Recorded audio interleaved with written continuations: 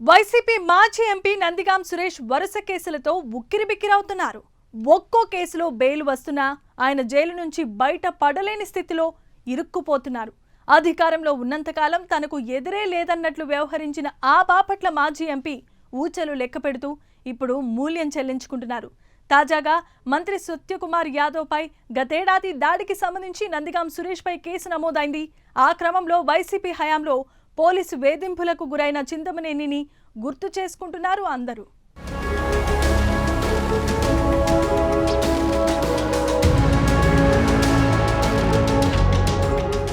YCP ప్రభుత్వ హయాంలో Denduluru MLA Chintamaneni Prabhakar వరుస కేసులతో ఉక్కిరిబిక్కిరి అయ్యారు.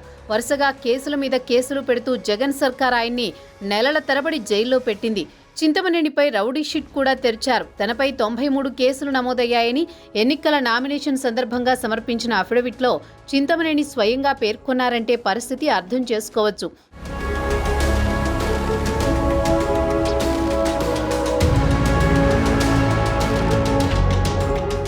ఇప్పుడు వైసీపీ నాయకుడు బాపట్ల మాజీ ఎంపీ నందిగం సురేష్ విషయంలో అదే పరిస్థితి కనిపిస్తోంది. ఇప్పట్లో ఆయన జైలు నుంచి బయటకొచ్చే పరిస్థితి కనిపించడం లేదు. టీడీపీ ఆఫీసుపై 2021లో జరిగిన దాడి నేపథ్యంలో నమోదైన కేసులో ఆయన అరెస్టు అయ్యారు. 14 రోజుల పాటు గుంటూరు జిల్లా జైల్లో ఉన్నారు. ఈ క్రమంలో బెయిల్ కోసం దరఖాస్తు చేసుకున్నారు. బెయిల్ వచ్చింది. కానీ ఇంతలోనే అమరావతిలోని వెంకటపాలెంలో ఉన్న ఎస్సీ కాలనీలో మరియమ్మ అనే మహిళ హత్య కేసులో ఈయన పాత్ర ఉందని తేల్చారు.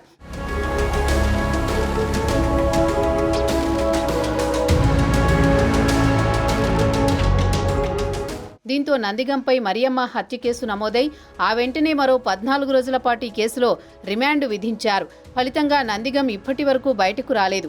పైగా 2 రోజులు పోలీస్ కస్టడీలో విచారణకు కూడా హాజరయ్యారు.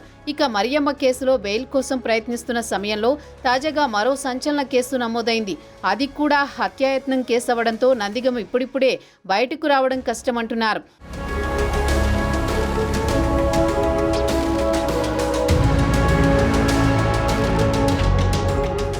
ధర్మవరం ఎమ్మెల్యే రాష్ట్ర వైద్య ఆరోగ్య శాఖ మంత్రి సత్యకుమార్ యాదవ్ పై గతేడాది దాడికి సురేష్పై కేసు నమోదైంది. గతేడాది దాడికి సంబంధించి బాపట్ల మాజీ ఎంపీ నందిగం సురేష్పై కేసు నమోదైంది. సదరు ఘటనపై బీజేపీ యువజన జాతీయ కార్యదర్శి ఇచ్చిన ఫిర్యాదు మేరకు తుళ్లూరు పోలీసులు కేసు నమోదు చేశారు.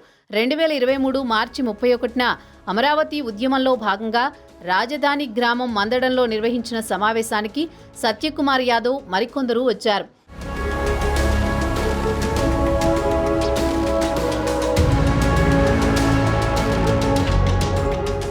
సత్యకుమార్ తిరిగి వెళ్తుండగా సీడ్ యాక్సెస్ రహదారిపై 3 రాజధానుల శిబిరం వద్ద అప్పటి బాపట్ల ఎంపీ నందిగం సురేష్, వైసీపీ నాయకులు బోరుగడ్డ అనిల్తో పాటు సుమారు 30 మంది బీజేపీ నాయకుల కారును అడ్డగించారు. వారిపై కర్రలు, కత్తులు, ఇనుపరాడ్లు, రాళ్లతో దాడి చేశారు. అమరావతికి మద్దతు ప్రకటిస్తావా, నీ అంతు చూస్తామంటూ వారందరూ సత్యకుమార్ను చంపడానికి రావడంతో మిగిలిన వారు కారు దిగి అడ్డుకున్నారు.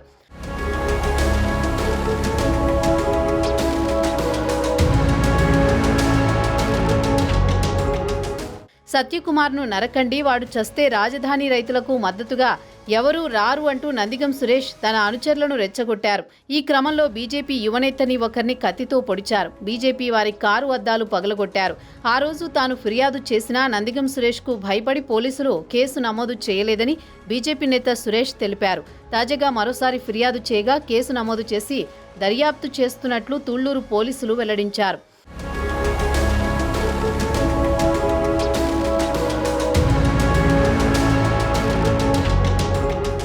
వైసీపీ హయాంలో ప్రభుత్వం కక్షపూరితంగా వ్యవహరించి చింతమనేని ప్రభాకర్పై వరుస కేసులు పెట్టింది.